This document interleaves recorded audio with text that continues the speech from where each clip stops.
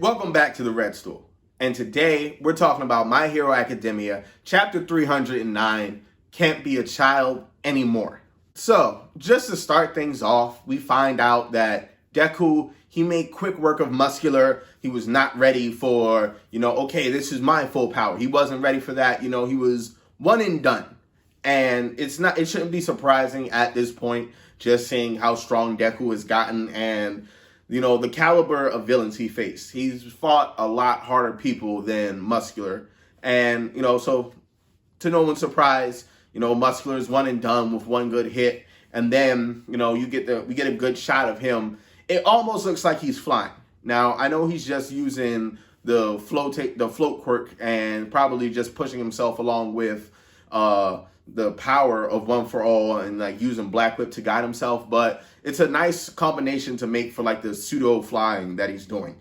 And the kids from Ketsubisu High School, they see him carrying off Muscular, like, oh, is that the jailbreaker that was loose? And, Gran, he's like regaining some of his consciousness and he's like, was that kid from the exams? Because he just has like it's like a totally different vibe to him. And, this is our first time being introduced to this version of Deku, which, I've already said it, but I like it a lot. I like how, he does look menacing and the additions that he has to his hero costume with him being tattered and him having Gran Torino's hood. And the way he wears the mask and the respirator, it gives him that menacing look and I like it. But, of course, everybody, they're looking at him like, whoa, we've never, like, I've seen you before, but, like, you didn't have this type of vibe, this energy, this seriousness to being a hero. He's not taking All Might's, I'm always smiling approach.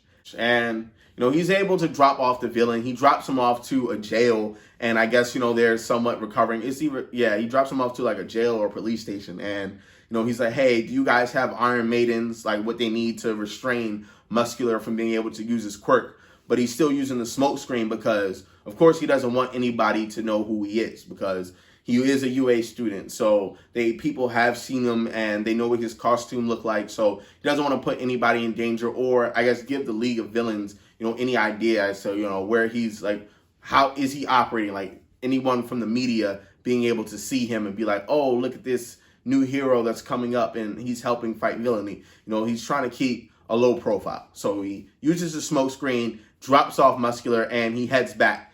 To my surprise, when he gets back to, his little, well, they don't really, it's an alley, but it's All Might. He's in there, and I'm digging the new look. He's got, he's got a makeover too a little bit. He has the dark sunglasses, looks like a leather biker jacket on, and some jeans, very, very incognito. We've never seen him in anything like that, and it's all well and form-fitting clothes. He doesn't look small. I like it. They should make a pop figurine.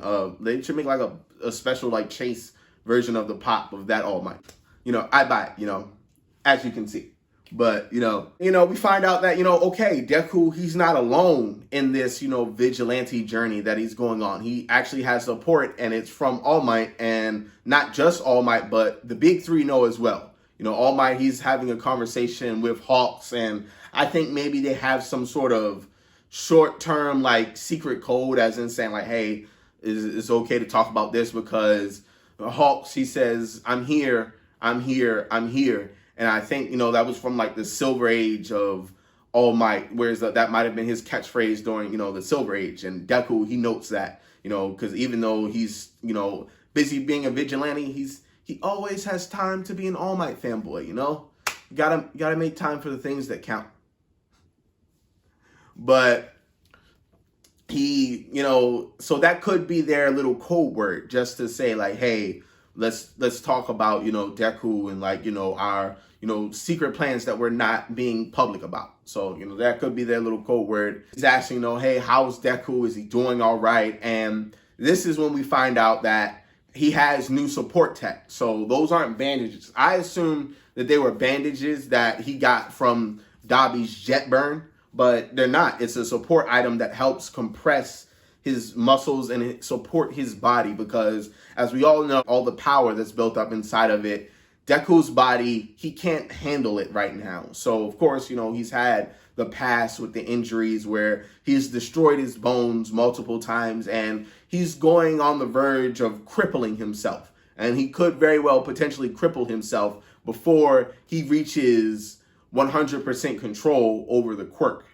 So he had, now this support item, it's helping him. We saw it in the fight that, the doctors say to him, they're like, hey, I'm guessing you use your quirk because the injuries, they're similar. They're similar to the ones you had before, but I'm guessing you use your quirk to reinforce your body as well as strengthen it. So that, he's getting more control over it, but he still has to deal with the consequences of his body not being prepared for the quirk. It's just to a lesser degree. So, he hasn't shattered, completely shattered his arms beyond use or, crippled himself yet. But it's still a possibility if he doesn't, get complete control before he does something crazy like using 1,000,000% of One for All. So it's just, he has a thin line that he still has to tread. And this support item is going to help him do that. Now, of course, it won't be able to stop him from hurting himself if he does go all out and use all of the quirk, but it's a good short gap, to help him be able to use 45% that he can use. Because now, he's moved up. Now he has 45%. So, his body, it's changing. It's getting tougher and stronger. So, it's good to see where he's at. He's at 45%, but it raises some questions for me. I'm going to get to it a little bit later, but it definitely raises a few questions for me with him being at 45%. And we're at this part in the story. But apparently All Might, he pulled some sort of strings to get this support item as well, because we find out that it came from the good old US of A, and they got it before the borders closed. So Japan, they have effectively probably closed their borders to keep, since they have all the escape villains and All for One, he's running rampant with Shigaraki. So, the entire country is probably in a state of emergency, and they're just closing their borders because they don't want any of their villains escaping. And, now we're getting more of their plan.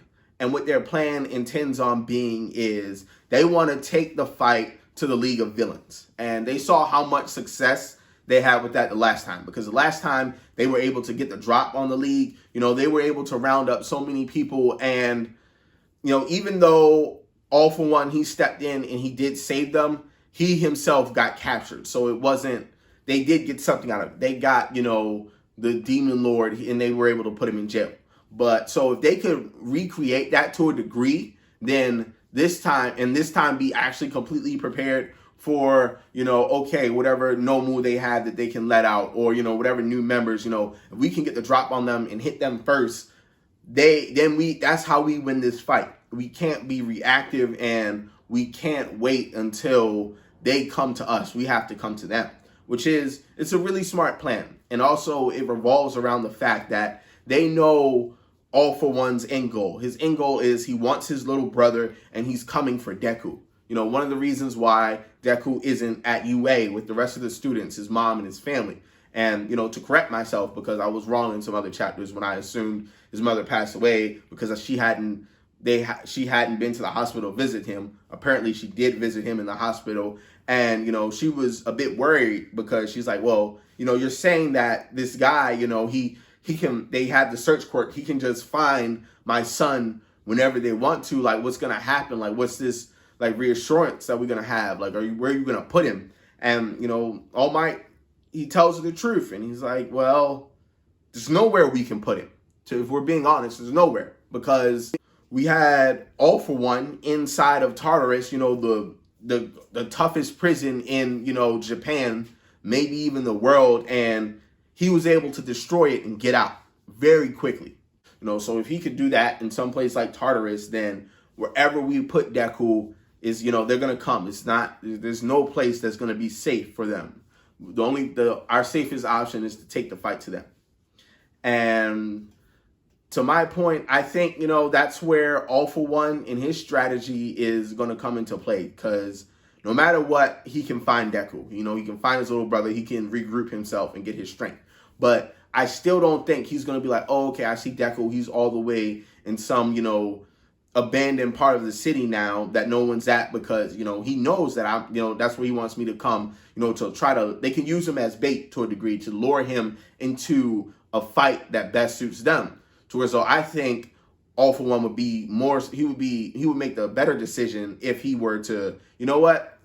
I understand you're over there. I use my first quirk. I see you're all the way over there. I'm going to go to UA and I'm going to start killing and destroying whatever I see. Now you're going to have to come to me. I don't need to, I'm going to make you come to me. This is where I want to fight you. I want to fight you around, your family and your closest friends and everybody that you love about, to where as though you have to worry about civilians and not hurting other people. You have to hold back. I'm not, because I don't care about any of them. I'm going to do whatever I had to do to get my little brother. And, Shigaraki, he's petty too. He doesn't really care. Back when they broke into the school, he wanted to kill one of the kids before All Might got there. You're like, you know what? All right, cool. You know what? We got to step on his pride. He tried to kill Froppy. So we know that that would fall right into his alley. He doesn't care. He likes destruction. And UA right now is the biggest organization that's standing for justice and peace. So that would be very high on his list to destroy UA too. And then, speaking of UA, you still have the traitor, which, we don't know who it is.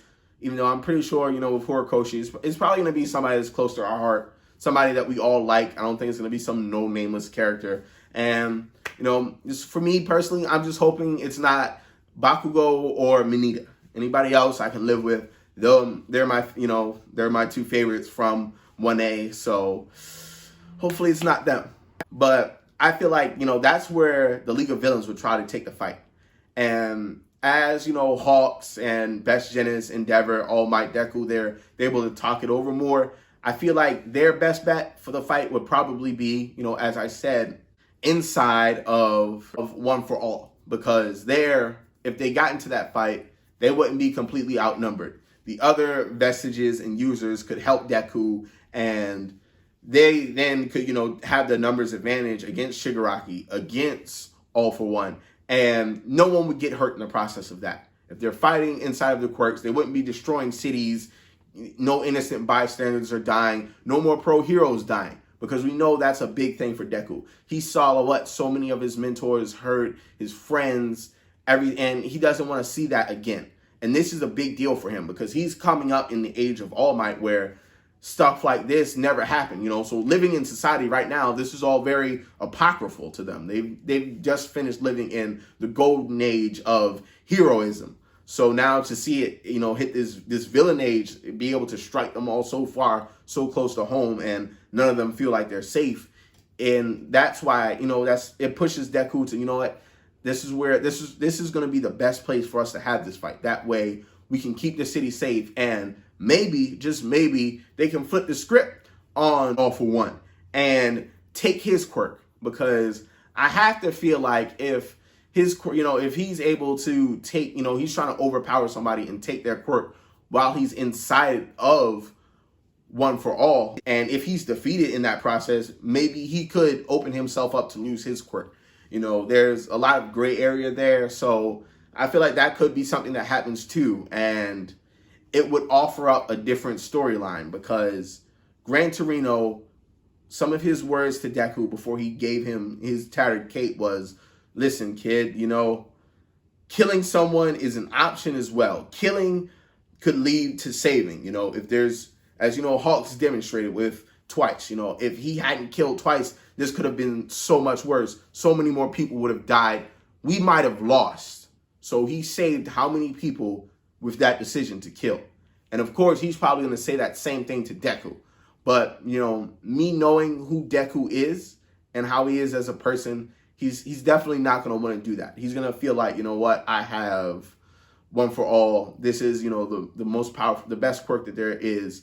I, have all this power, and I'm not going to kill anybody. I'm going to be strong enough to stop you without having to kill you. No matter what, you just won't be able to beat me. And I won't need to push myself to kill you. That's going to be that. So if he was somehow able to steal All For One's quirk, then in turn, he wouldn't have to kill Shigaraki or anyone. He could have the power to just, you know what? I'm going to take your quirk from you. You don't deserve a quirk. You're a bad person. You know, you're killing people. This is what you're doing. I'm going to take all of that away from you. And maybe, you know, that could be saving Shigaraki from a writing standpoint if you look at it, just because we know of his quirk and how his decay worked, and it cost him his sister who he loved, and then he just killed the rest of his family. So if he had that burdensome quirk taken away from him, maybe, just maybe, it would change his outlook on life and he would be able to be rehabilitated. So that would be a crazy, you know, full circle way to tell a story. But, you know, Horikoshi's the writer. You know, I'm just guessing. But I think, you know, I think that would be a great and crazy ending. But, you know, just let me know what you guys think. I like this chapter. Even, you know, it was a lot going on, but I feel like it's laying out a lot of what we're going to see in the future. And I know they're preparing for this big battle with Shigaraki and All For One. And it sounds like the way they're talking in this chapter, like, you know, it is coming soon. Like, this could be any day now. But at the same time, with Deku, you know, him only being at 45% with One For All, then, you know, I don't think he'd be ready for that fight. Even though you have, you know, All Might encouraging him, hey, you know, just keep working on it, but don't push yourself too hard because that big battle's coming up. And we're going to need you to be 100% to take down Shigaraki, All For One, you know. So it's just, I feel like it's looming, and maybe we could end up in this situation for a while where we're waiting for that big fight. You know, we keep getting these little skirmishes and just seeing that there's a lot to be done in the meantime, you know, not just a fight, but, you know, there's society has to be rebuilt. The jails, they have to be fixed. These new villains, they have to be caught. And the remaining heroes, what little heroes we have remaining, they have to restore society's faith in heroes. Plus, you know, this title might not just be just for Deku. It could be talking to every kid at Ketsubisu, every kid at UA, any kid in, you know, Japan. Like, listen, we can't be kids anymore. You know, we need to be heroes. It's time for us to step up. So, you know, this, all that's all, you know, was going through my head, my thought process and where I'm at with it. You know, let me know where y'all stand. Let me know, you know, where y'all stand with everything. How you feeling about where the story's going, and what do you think the future holds for all of Hero Society? We'll see y'all in the comments. Peace.